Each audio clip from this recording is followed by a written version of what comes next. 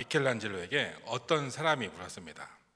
어떻게 그렇게 아름다운 다윗상을 조각할 수가 있었습니까? 그러자 미켈란젤로는 이렇게 대답을 했습니다. 다윗은 이미 거친 대리석 안에 있었습니다. 나는 그저 다윗의 몸을 둘러싸고 있는 쓸모없는 돌덩이들을 제거했을 뿐입니다. 우리 인생도 이와 같습니다. 세상의 고난과 시련은 우리를 파괴하는 것처럼 보이지만 사실은 우리 안에 하나님이 심겨두신 보석 같은 정체성을 덮고 있는 거친 돌덩어리들을 깎아내는 작업이다라고 할 수가 있습니다. 오늘 말씀에 등장하는 요셉이 바로 그런 인생이었습니다. 10대 소년 때는 형들의 시기로 애굽의 종으로 팔려가서 노예 생활을 하게 되었고 또 억울하게 감옥에 갇혔던 요셉이었습니다. 인간의 눈으로 보면 그 인생이 완전히 파탄난 것처럼 보였지만 하나님은 그 고난의 시절을 통해서 그를 다듬고 계셨습니다. 요셉이 마침내 시간이 되었을 때 하나님은 감옥에 있던 요셉을 일순간에 애굽이라는 강대국의 총리로 발탁해 주셨습니다. 이것은 인간의 상식을 뛰어넘는 엄청난 전개라고 할 수가 있습니다. 일평생 해본 일이라고는 아버지의 심부름과 노예 생활 그리고 감옥 생활밖에 없는 이 청년이 어떻게 당대 최고의 나라였던 애굽을 경영할 수가 있겠습니까? 그러나 바로왕은 요셉에게 나라 전체를 맡겼고 요셉은 그 일을 너무나도 완벽하게 담당을 하게 되었습니다. 이것이 바로 세상이 감당할 수 없는 하나님의 지혜이자 성령의 능력이라고 할 수가 있습니다. 하나님의 종은 인생의 바닥에서 고난받는 가운데 전체를 볼 수 있는 안목을 갖게 되고 하나님이 주시는 지혜와 믿음을 가지고 어느 누구도 해내지 못한 일을 해내게 되는 것을 볼 수가 있습니다. 애굽의 바로왕은 기이한 꿈을 꾸고 난 후에 국가적인 위기를 경험을 했습니다. 애굽의 모든 현자와 박수들을 불렀지만 아무도 그 꿈을 풀지 못했습니다. 그런데 감옥에서 나온 노예 청년이 그 꿈을 너무나도 명쾌하게 해석할 뿐만 아니라 다가올 7년 풍년과 7년 흉년을 대비할 완벽한 국가 정책까지 제시합니다. 이 모습을 보고 바로와 그의 신하들은 충격을 받습니다. 오늘 창세기 41장 38절 9절 말씀입니다. 바로가 그의 신하들에게 이르되 이와 같이 하나님의 영에 감동된 사람을 우리가 어찌 찾을 수 있으리요 하고 요셉에게 이르되 하나님이 이 모든 것을 내게 보이셨으니 너와 같이 명철하고 지혜 있는 자가 없도다. 세상적인 기준으로 보면 요셉은 나라를 경영해 본 경험도 없고 내놓을 만한 스펙이나 경력도 없습니다. 만약 오늘날의 정치가들이었다면 요셉의 지혜만 쏙 빼먹고 요셉에게 적당한 포상금만 주고 내보냈을 것입니다. 권력을 노예 출신 외국인에게 나누어 주지 않는 것을 우리는 알 수가 있습니다. 그러나 바로는 요셉에게 전권을 위임했습니다. 왜 그랬습니까? 정책의 성공은 계획에 있는 것이 아니라 사람에게 달려있기 때문에 그렇습니다. 바로왕은 이 거대한 신의 도전 앞에서 자신의 주도권을 내려놓고 하나님의 영에 충만한 사람에게 모든 것을 거는 위대한 결단을 내렸습니다. 머리로 아는 것과 그것을 실제로 통제하면서 실천하는 것은 전혀 다른 차원의 문제입니다. 바로왕은 이 거대한 신의 도전 앞에서 자신의 주도권을 내려놓고 하나님의 영에 충만한 사람에게 모든 것을 맡기는 결단을 내렸습니다. 바로는 이 꿈은 신의 도전이라고 생각을 했습니다. 신의 도전을 받아들이는 가장 중요한 자세는 자신의 주도권을 넘겨드리는 것이라고 생각을 했습니다. 그래서 바로는 하나님께서 자기에게 도전을 주셨기 때문에 자기와 나라가 살 수 있는 길은 하나님의 영이 충만한 사람에게 모든 것을 맡기고 그의 다스림을 받아야 한다라는 것이었습니다. 그런데 과연 누가 이 하나님의 복을 임하게 할 수 있습니까? 하나님의 말씀에 자신의 모든 것을 건 사람입니다. 오직 하나님의 손에 붙들려서 100% 하나님의 능력으로 인생 밑바닥에서 올라온 그 사람이 이 세상에 하나님의 복을 흐르게 할 수 있는 축복의 통로가 될 수가 있습니다. 바로는 그 자리에서 당장 너는 내 집을 다스리라 라고 이야기를 하면서 애굽의 모든 통치권을 요셉에게 넘겼습니다. 바로는 요셉에게 말하기를 내 백성이 너의 명령에 복종하리니 내가 너보다 높은 것은 내 왕자뿐이니라 라고 말씀을 했습니다. 이것이 하나님의 신적 도전을 마주한 자의 올바른 태도라고 할 수가 있습니다. 우리가 하나님의 지혜라는 것이 확인되면 내 생각에 대한 미련을 벗어버리고 모든 것을 다 맡겨야 합니다. 이때 바로와 신하들의 과감한 결단이 한 나라를 살리게 됩니다. 바로는 요셉을 애굽의 총리로 세웠을 뿐만 아니라 실제로 요셉을 존귀하게 했습니다. 그러나 이것은 사실 바로가 한 것이 아니라 하나님께서 하신 것이다 라고 할 수가 있습니다. 41절서 43절 보겠습니다. 바로가 또 요셉에게 이르되 내가 너를 애굽 온 땅의 총리가 되게 하노라 하고 자기의 인장 반지를 빼어 요셉의 손에 끼우고 그에게 세마포 옷을 입히고 금사슬을 목에 걸고 자기에게 있는 버금 수레에 그를 태우매 무리가 그의 앞에서 소리 지르기를 엎드리라 하더라. 바로가 그에게 애굽 전국을 총리로 다스리게 하였더라. 이 당시 애굽은 그 당시 세계에서 가장 강대국이었고 또 선진국이었고 지혜자와 기술자들이 바로의 왕궁에 모여드는 시기였습니다. 그런데 30대 초반에 전혀 교육이나 정치 경험이 없이 감옥에서 노예 생활하던 청년이 총리가 되어서 한 나라를 다스리려고 하면 아무도 그의 말을 듣지 않을 것입니다. 바로는 요셉에게 자기가 끼고 있던 인장 반지를 주어서 그가 통치하도록 했습니다. 이것은 바로 애굽의 모든 결정권을 요셉에게 넘겨준다라고 하는 의미라고 볼 수가 있습니다.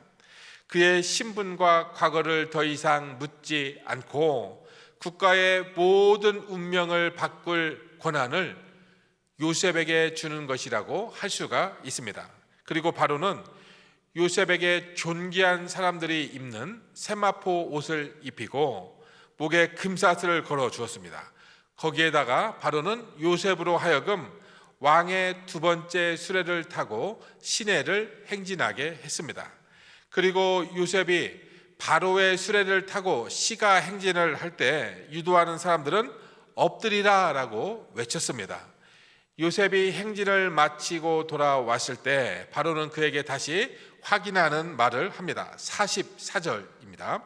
바로가 요셉에게 이르되 나는 바로라 애굽 온 땅에서 내 허락이 없이는 수족을 놀릴 자가 없으리라 하고 바로는 요셉에게 애굽에서 너의 명령을 감히 거역할 자가 없을 것이다 라고 약속을 합니다.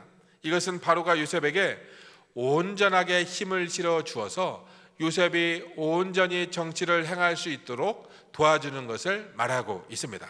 또 바로는 요셉에게 사브낫 바네아라는 이름을 주어서 생명의 구원자라는 뜻을 가지고 있는데 이것은 하나님께서 바로 왕을 통해서 요셉을 높이신 사건으로 볼 수가 있습니다.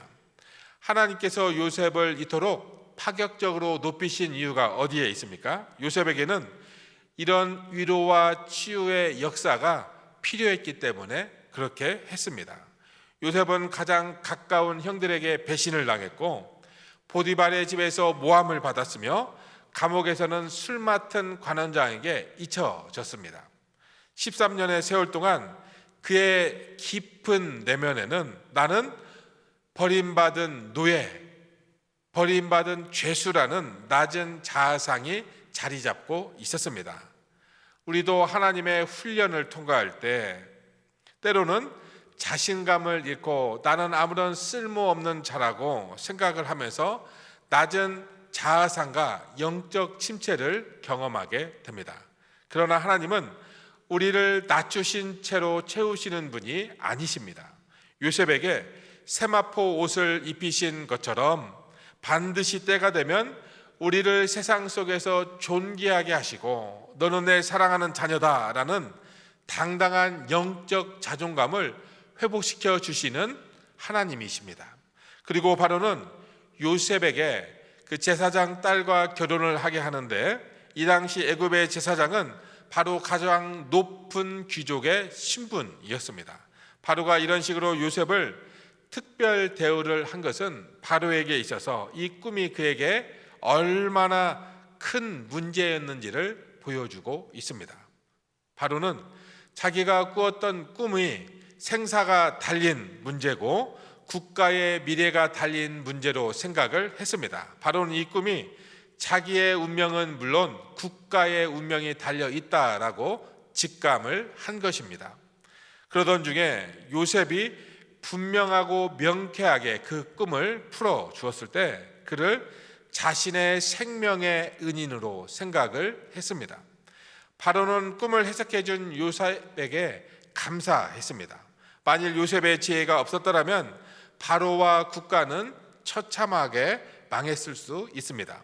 바로는 이 꿈을 성취할 수 있는 자는 오직 요셉밖에 없다라고 믿었기 때문에 모든 것을 요셉에게 맡겼던 것을 우리는 볼 수가 있습니다. 그러나 요셉을 높인 분은 하나님이십니다. 물론 하나님께서 바로라는 임금을 통해서 요셉을 높이셨지만 요셉을 높인 장본인은 하나님이십니다. 하나님께서 요셉을 높이신 이유는 요셉이 하나님 앞에서 존귀한 자였기 때문에 그렇게 높여주셨습니다. 하나님은 요셉에게 실제로 존귀함을 느낄 수 있도록 바로를 통해서 요셉을 높여주셨습니다. 하나님께서는 우리에게도 이렇게 하실 때가 있습니다. 우리가 아무리 믿음이 좋다 하더라도 고난 중에는 아주 낮은 자아상을 갖게 됩니다. 그래서 하나님은 그동안 고난받던 성도들에게 높은 지위도 주시고 좋은 옷이나 환경도 허락해 주십니다.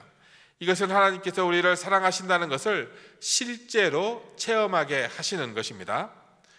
요셉이 감옥의 죄수에서 애굽의 총리로 수직 상승할 수 있었던 것은 단순히 꿈을 잘 풀었기 때문이 아니라 그 안에 거하시는 하나님의 영 때문에 그렇게 할 수가 있었습니다. 이 말씀이 우리에게 주는 핵심 교훈은 다음과 같습니다. 사람보다 성령의 능력이 우선입니다. 세상의 경험이나 교육보다 더 중요한 것은 하나님의 지혜에 감동되는 것임을 우리는 알 수가 있습니다. 요셉은 고난의 밑바닥에서 하나님만을 경험하면서 나라 전체를 경영할 영적 안목을 기를 수가 있었습니다.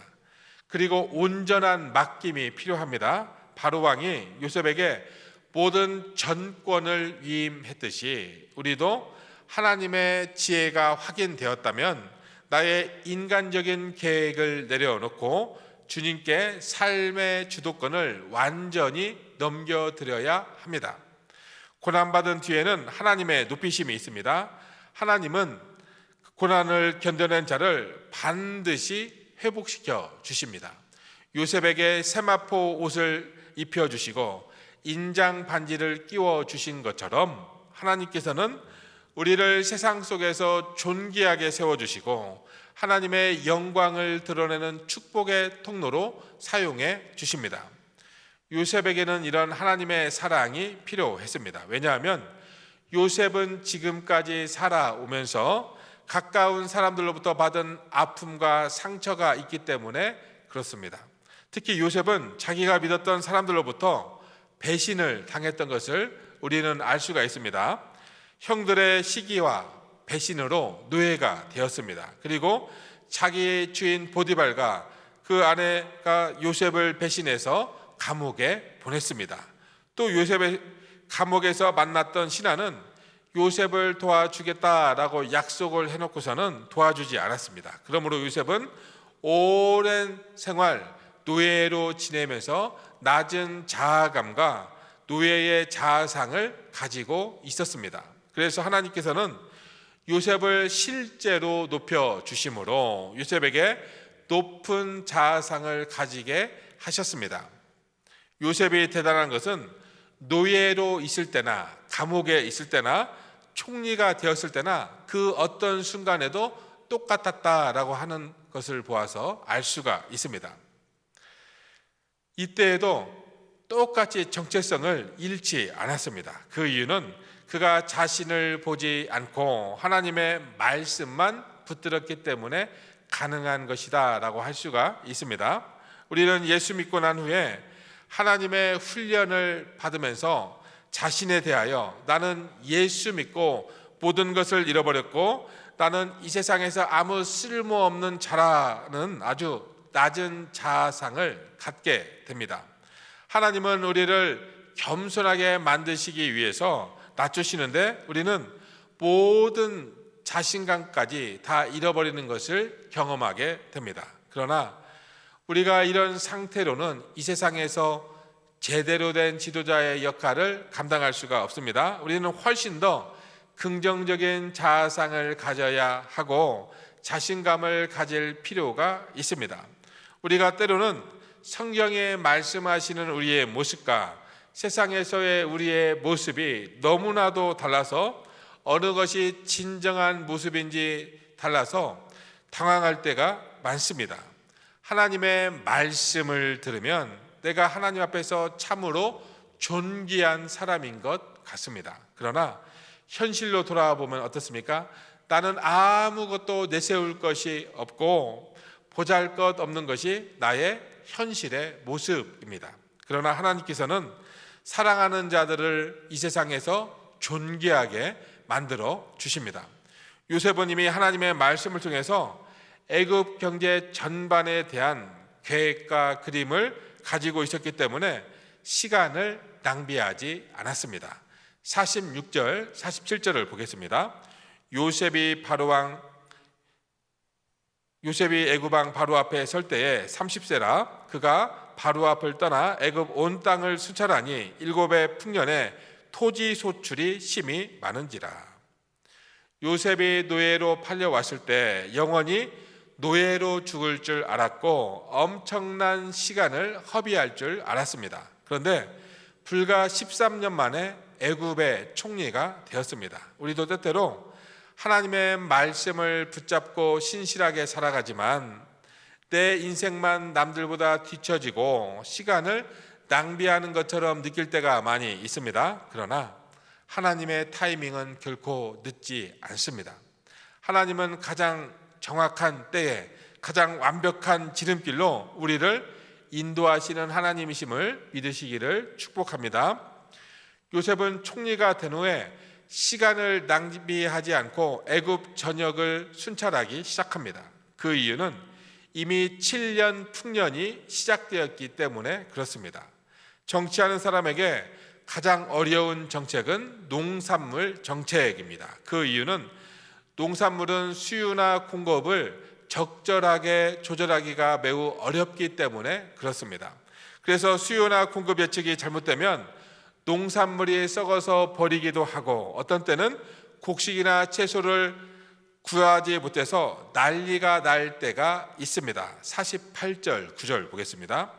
요셉이 애굽 땅에 있는 그 7년 곡물을 거두어 각 성에 저장하되 각 성읍 주위의 밭의 곡물을 그 성읍 중에 쌓아두매 쌓아둔 곡식이 바다모래같이 심이 많아 세기를 그쳤으니 그 수가 한이 없음이었더라.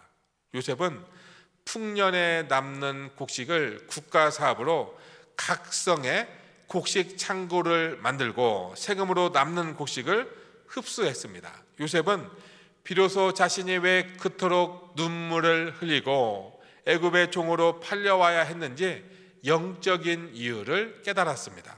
바로 다가올 대기근 속에서 수많은 생명을 살려내기 위한 하나님의 거룩한 안배였던 것을 깨닫기 시작했습니다. 요셉이 예언했던 대로 7년 풍년이 끝나고 7년 흉년이 시작되었습니다. 사람들의 재주로 7년 풍년은 잘 해낼 수 있지만 7년간의 흉년을 맞이하게 되면 대책이 없습니다. 우리가 하나님의 말씀을 붙들어야 하는 이유는 사람의 힘으로 예측할 수 없는 어려움이 생기기 때문에 그렇습니다. 하나님의 말씀을 붙든 자들에게 살 길이 생깁니다. 54절 55절입니다. 요셉의 말과 같이 7해 흉년이 들기 시작하매 각국에는 기근이 있으나 애굽 온 땅에는 먹을 것이 있더니 애굽 온 땅이 굶주림에 백성이 바로에게 부르짖어 양식을 구하는지라. 바로가 애굽 모든 백성에게 이르되 요셉에게 가서 그가 너희에게 이르는 대로 하라 하니라. 요셉의 가치는 애굽 온 땅에 흉년이 들기 시작하면서 드러나기 시작했습니다. 전 세계적으로 갑자기 흉년이 드니까 모든 나라의 곡식이 말라버렸습니다.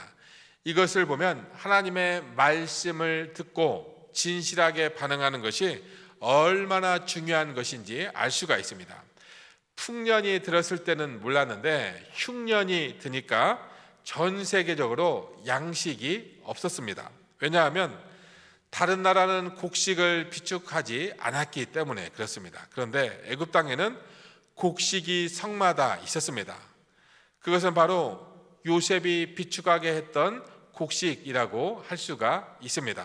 전 세계적으로 백성들이 몰려와서 바로에게 양식을 달라고 요청을 했습니다. 이때 바로의 지혜가 드러납니다. 요셉에게 가서 그가 시키는 대로 하라고 이야기를 합니다. 요셉은 전 세계 사람들을 먹여 살리는 총리가 드디어 되었던 것입니다. 하나님의 영에 감동된 사람인 요셉의 삶을 통해서 우리가 붙잡아야 할 영적 원리는 분명합니다. 첫째로 하나님의 말씀이 약속하시는 나를 신뢰하며 영적 자존감을 회복하시기를 바랍니다. 하나님의 영에 감동된 사람은 환경이 말하는 내 자신이 아니라 하나님이 말씀하시는 나를 뜻하고 있습니다.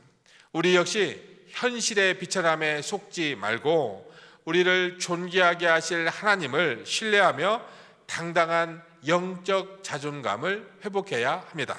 두 번째, 고난의 터널을 지날 때 낙심하지 말고 미래를 준비하는 통찰과 훈련의 시간으로 삼으십시오. 성령에 감동된 사람은 결코 시간을 낭비하지 않습니다. 세 번째, 내 인간적인 계획을 내려놓고 하나님께 삶의 주도권을 완전히 넘겨드림으로 세상을 살리는 축복의 통로가 되시기를 축복합니다.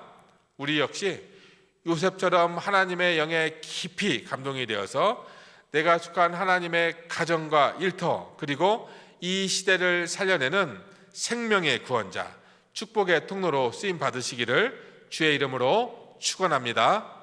아멘. 함께 기도하시겠습니다.